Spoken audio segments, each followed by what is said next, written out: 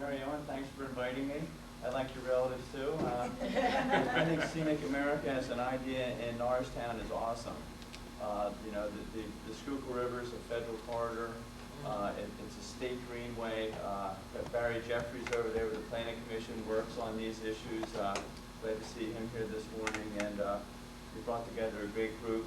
Gary, your forums are great, and I hope that the concept of Greater Norristown cooperating with Norristown Initiative, we can live up to our end of the bargain. I think we have a good group that's somewhat representative of how problems can be solved in Norristown. Creative people, I know O'Neill prides themselves in being a creative organization. Jonathan, thanks for suggesting PNC boardrooms. It's a killer room. I was a little late coming here this morning. I've been thinking about what I was going to say all week and didn't really do much about it until this morning. So I was sitting at my computer typing madly, and I got a little late, and I ran into the problem that I'll be proofreading what I wrote in front of you this morning, so if you'll bear with me, hope it won't be too dry. I'd like to define myself a little bit first. I consider myself a conservationist and a preservationist, and I won't talk about that so much now, but those are that combination of terms I like when they're put together. Another title that sometimes is foisted upon me is I'm an architect, and because of being an architect, I tend to look to the future more than to the past, or just trying to keep things static. So this mixture of a preservation and conservation really are tools, I think, for going forward into the future.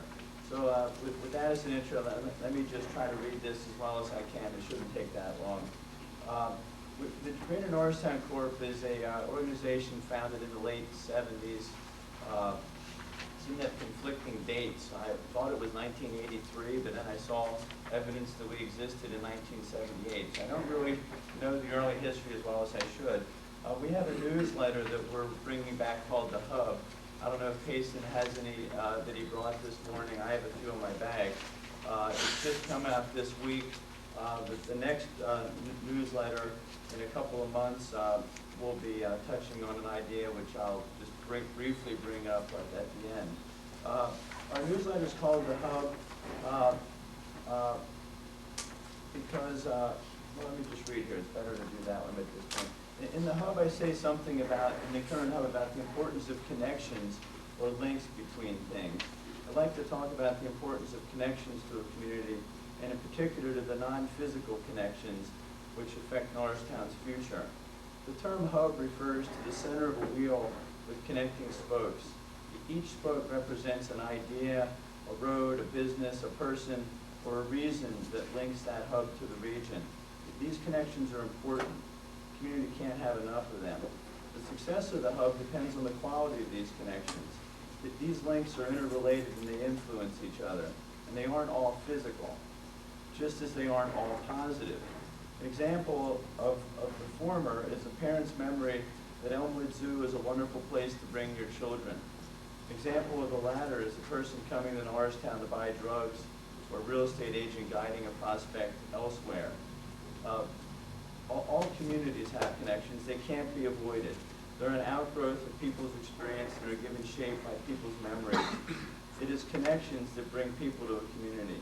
When a community builds or revitalizes, it is influencing the quality of life of those people living in the hub, as well as influencing the amount and quality of the connections to the outside world. Some communities don't have enough connections to succeed. I went to a conference this past summer called Pennsylvania Downtowns, and was struck by the amount of people that were there from communities all around the state with great enthusiasm, great sort of singleness of purpose, but really didn't have a whole heck of a lot to sell. Much of what they were selling was heritage tourism and things like that.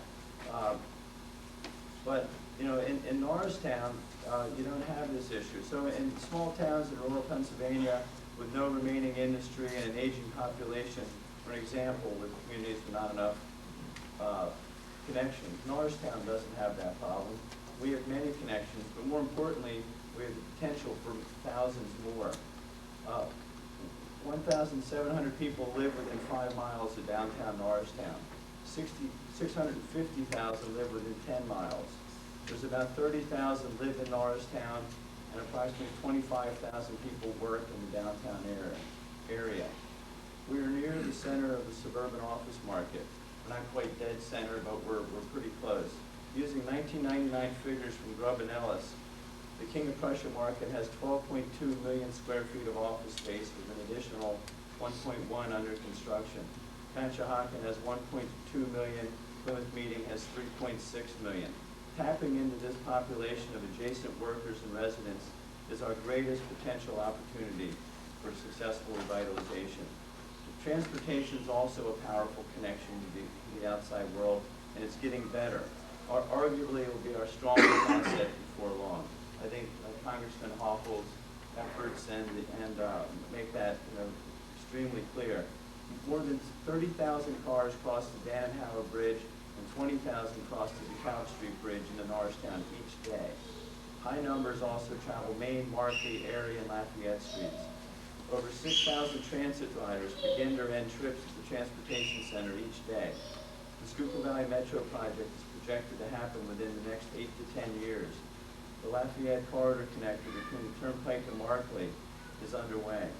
The Schuylkill River Trail has 2,000 users pass by on a typical weekend day in the summer. The Schuylkill River, once a physical link, is again emerging as a huge factor in our region's future. And Norristown has excellent potential, and the Norristown Economic Revitalization Strategy addresses this issue in detail. These are powerful factors affecting our future. They are what surrounds us and defines our future.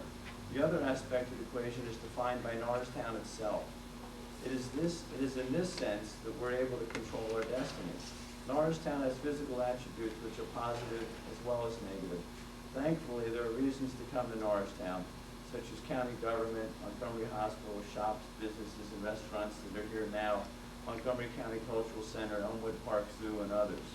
The reasons to come to town are increasing and are a sign of real progress. The Department of Environmental Protection is planning to come to Hancock Square beginning this year. O'Neill Properties is developing the upper floors of the PNC Bank building.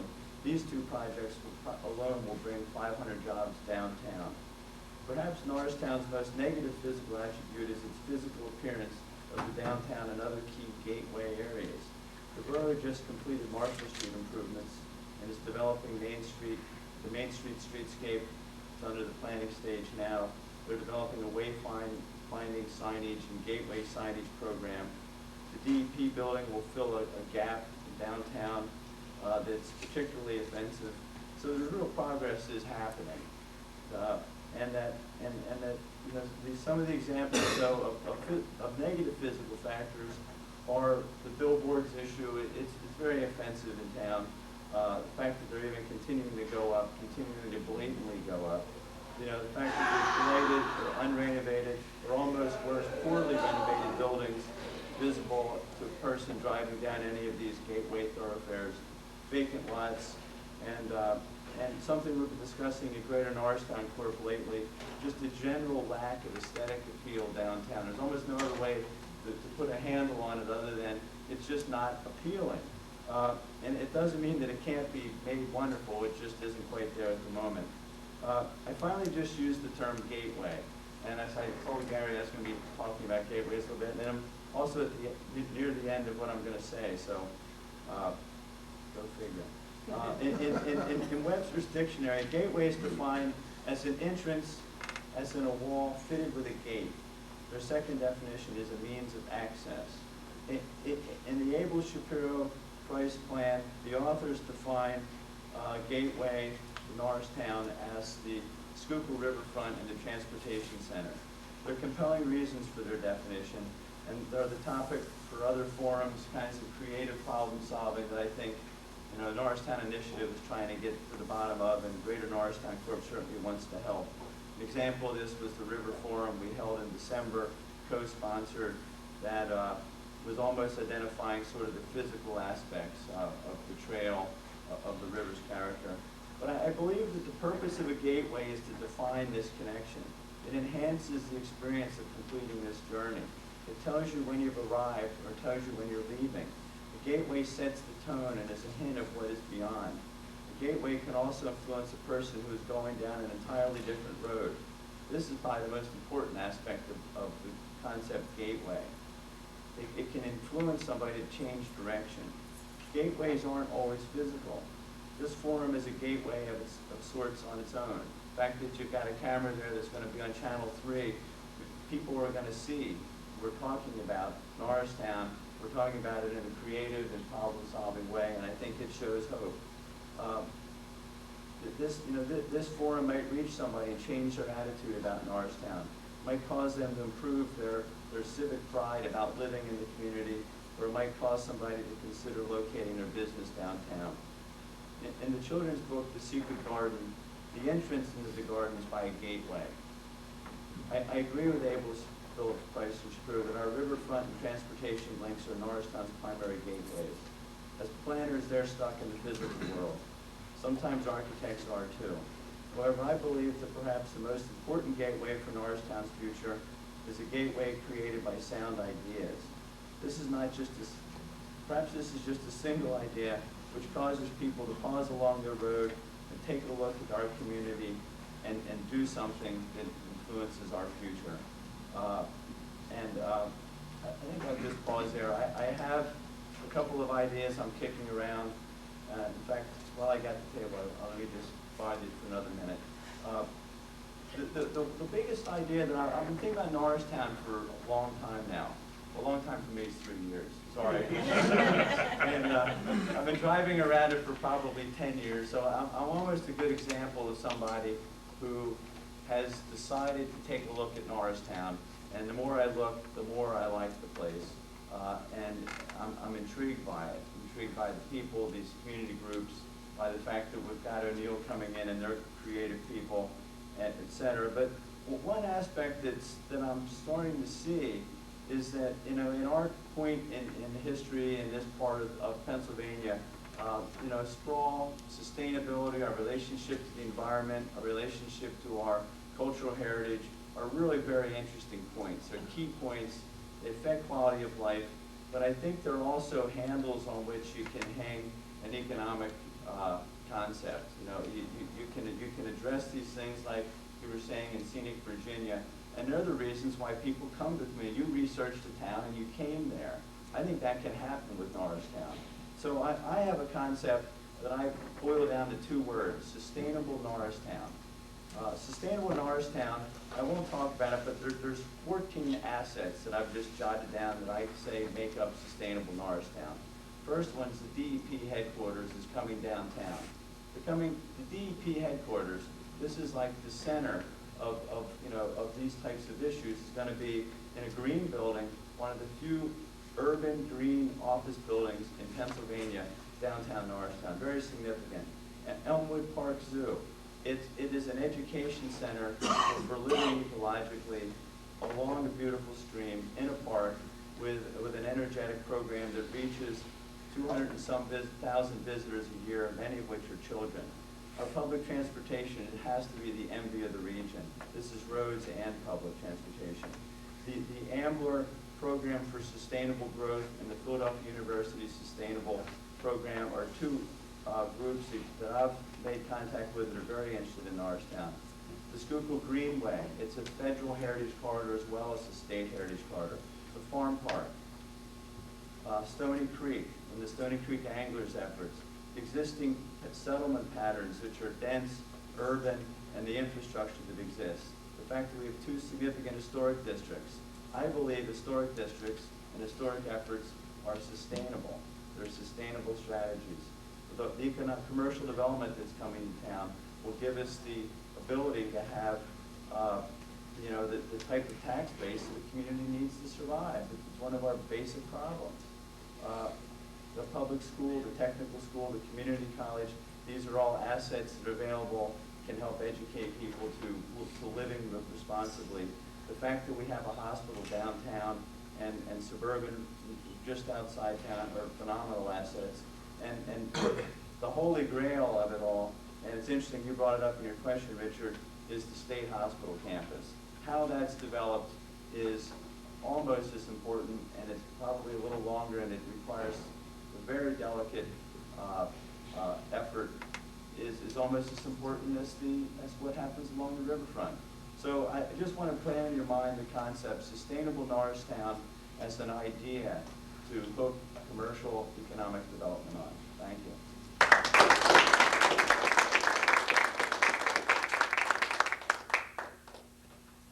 Thank you, Doug. That was definitely inspiring. Now, before I forget, another plug too, we do have a St. Patty's Day parade today at 1 o'clock to remind everybody. I know our council members are looking forward to seeing you all down there. I believe it does start at 1 and on Main Street. Another point on the state hospital before we go on to the question period is that our forum after next, which will be in May, and we don't have the exact date yet, which will most likely be back here. The topic will be the Norristown State Hospital, past, present, and future. So, we're now looking at about 20 and 12, so I guess the best thing to do is go right into questions. This will be more informal, so feel free to go up and grab some juices, grab some coffee. We do have fresh coffee now, and cups. So, questions, anyone, for any of our panelists? I'm very interested in the ways that several people have touched on, including Mr. Hoffel, the concept of Mannion and the concept of Conshohocken.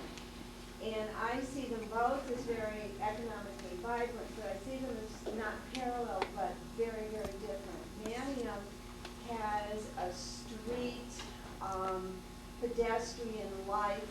It's exciting to go there. People go there because there's housing and interesting things and sort of a critical mass of interesting businesses. And to go there, it's a regional draw. And they're there, I'm going to say 10 o'clock in the morning to 10 o'clock at night. Conshohocken, with all those beautiful large buildings, there's around those buildings, there's no light that I can see as I whiz past on the bridges going past. I honestly don't see how wonderful it would be to have developers put a whole row of tall buildings right by the river with the whole block of parking lot, plus the train situation. It just, it just doesn't do it for me. Can somebody speak to that? How are we going to get life on the street level? Like, is that new EPA building going to have, storefronts around it on the first level, or is it just going to be, a glass box sitting there? I guess I should answer. I'm not exactly sure what the latest design on the DEP building. We're not the developers for that. But to answer your question, it's not our intention to put buildings to block in the riverfront to minimize activity. Conshohocken's a work in progress, and your observation is a valid one, but it's in a work in progress, and the hope and the objective is that there will be life beyond just office workers coming to work in the office buildings that leave. I think Manayunk, you're right now it's very different from Norristown, but at least from O'Neill Properties' perspective, and I don't know if you remember Manayunk, I guess at this point 20 years ago, it really started with restaurants. There were certain restaurants that drew people into Manayunk, and it picked up from there. And so our thought is, that's why we mentioned this restaurant row concept, which we're currently working on right now. We think that by creating a certain energy and a draw, as far as gateway, it's going to improve the aesthetics. It's going to draw people in.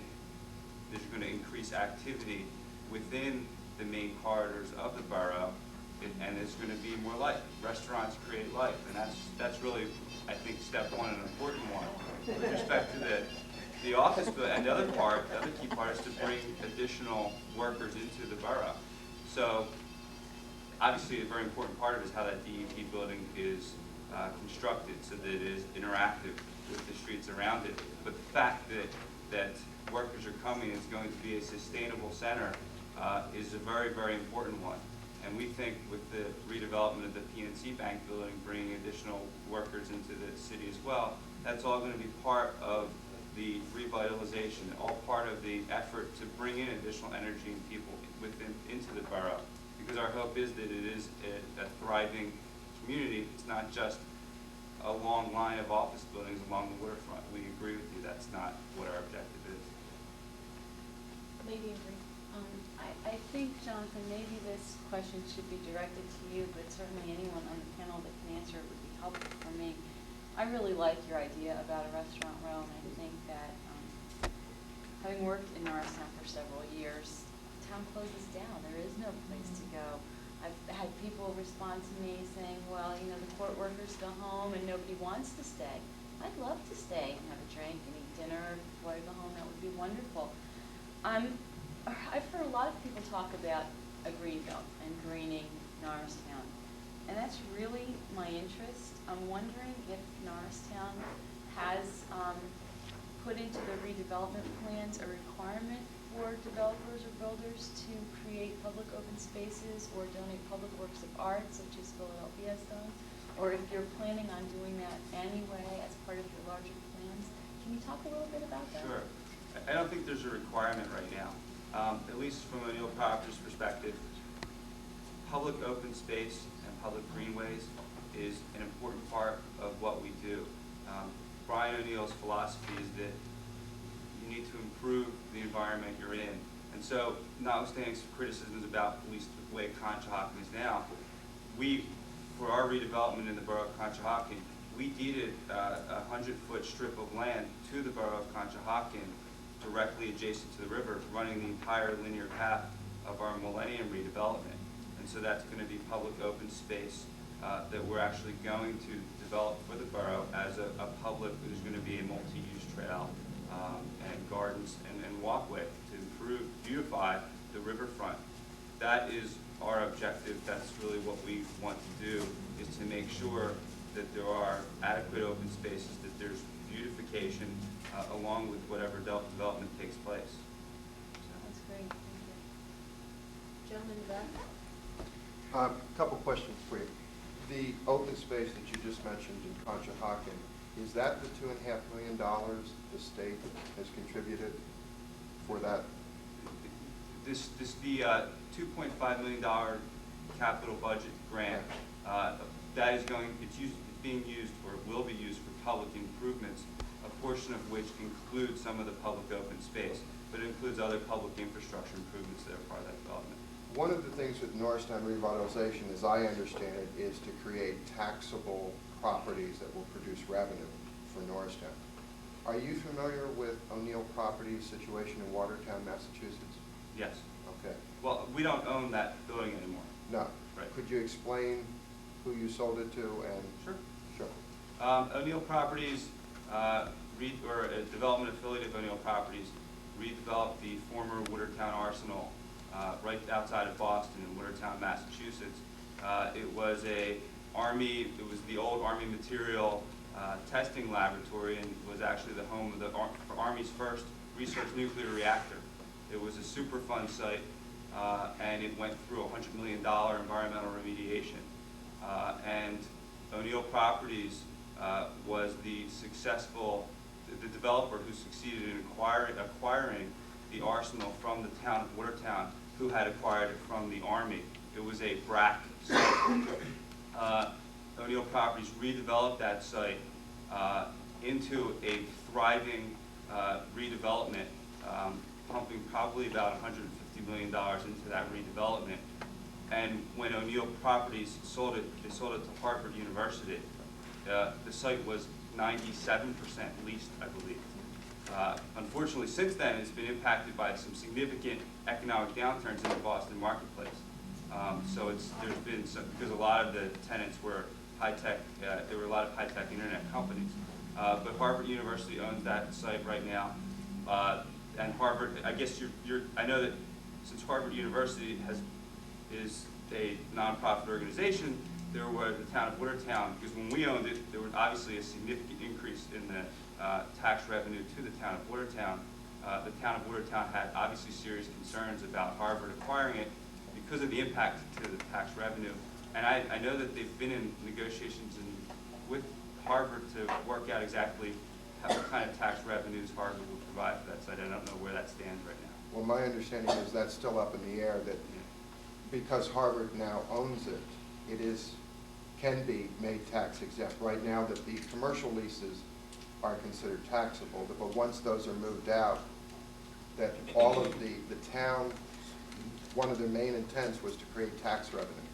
And I'm curious, is there anything in the contract with Norristown or Montgomery County that says we won't have another Watertown situation where there'll be an awful lot of effort, a lot of investment, but that the real estate, which the purpose is to create new revenue for the schools and the borough and the county? There's nothing, to my knowledge, there's nothing that I'm aware that specifically points that out. But it's no property's objective to create tax revenue in the town. I mean, we want to do that. We want to create commercial. We want to draw tenants. But the record in Watertown is, after the revitalization, which was very successful, it was sold to an entity that will not have to pay taxes. But the tenants that were in place were paying taxes. Right, but that's only to the year 2003. They're in negotiations with Harvard to decide a payment in lieu of tax, a voluntary payment. Watertown can't tax. I think if you were to ask the town of Watertown, I think they were thrilled with what O'Neill's development affiliate did for the town of Watertown, and I hope that the Harvard situation with Harvard works out to the town's advantage. I hope it's successful for the town. So, I mean, our goal here is to create tax revenue for the borough of Norristown. So we should be under the impression that there won't be large slices of downtown sold to tax-exempt organizations. We don't have an intention to sell it. First of all, we don't own large slices of Norristown right now, but you're acquiring. Once we acquired, our objective is to, like I said, create commercial redevelopment, create jobs. And I'm just using an example that was given. I just can't make a promise that something's never going to be sold to a non-profit organization or a tax-exempt organization. Our objective is to create jobs and to create economic redevelopment. The other thing is, I think there are other benefits to a community other than just tax dollars that are generated. And perhaps if it happens that a portion of it might go to some organization that was tax exempt, perhaps there are other gains to the community that would need to be looked at as a benefit as well. And I think the revitalization here, one of the main intents is to produce tax revenue. I mean, that is very clear. In Watertown, 100% of the property was sold. I'm just bringing up because I don't think that issue has been discussed. The other aspect was, in the initial part, O'Neill did something very spectacular. It contributed $4 million for arts, for education in Watertown as part of the redevelopment project. Curious, is there any plans to do something similar in Norristown?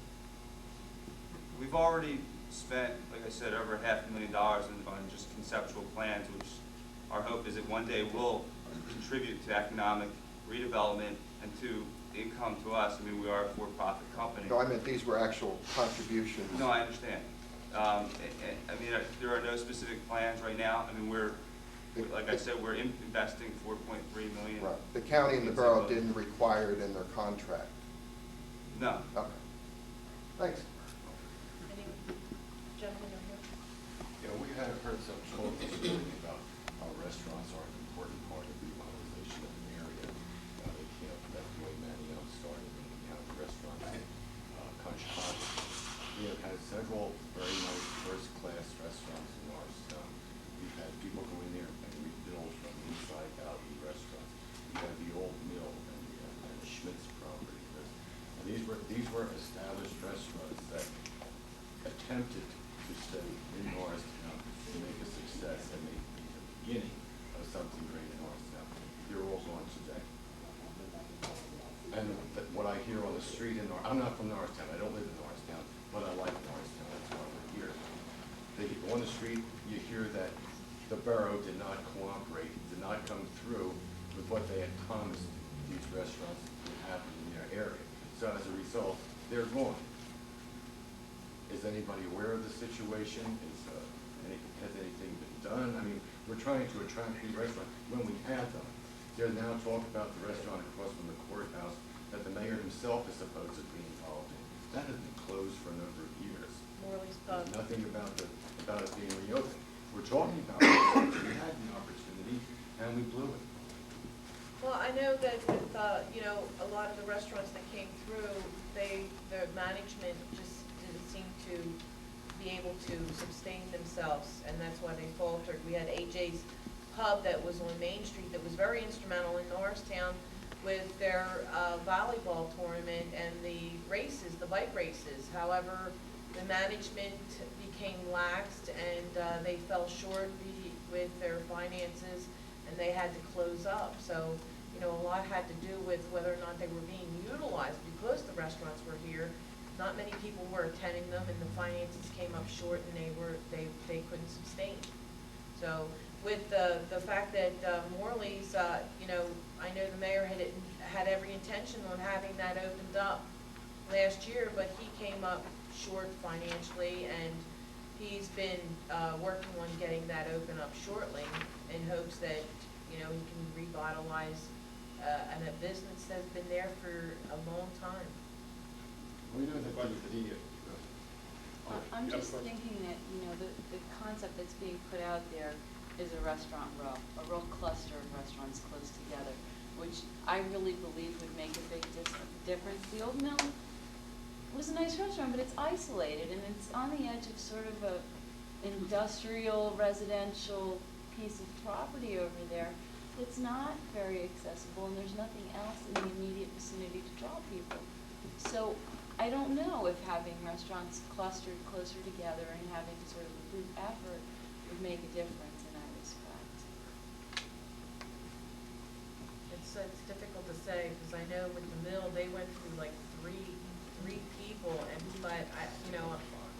was five, yeah. And you're right, but see, I don't think many people knew about that place. I don't think the advertisement was there. They didn't promote the place. And then when people did go there, their prices were a little high-end prices. I mean, we've had new restaurants open up just recently. We have a soul food place that opened up where the Chateau cookie place used to be. We have the Supper Club, and like I said, their pricing is that fits comfortably within Norristown where people are coming to them. And the same way with Giacomo's. Giacomo's has been there for a long time. And like I said, they're a little on the higher end, but they're not that outrageous where they're going to falter that, like I said, with the mill that I experienced with the mill when I would visit the mill. Well, I'm thinking about August Moon seems to be doing really well. And the taqueria that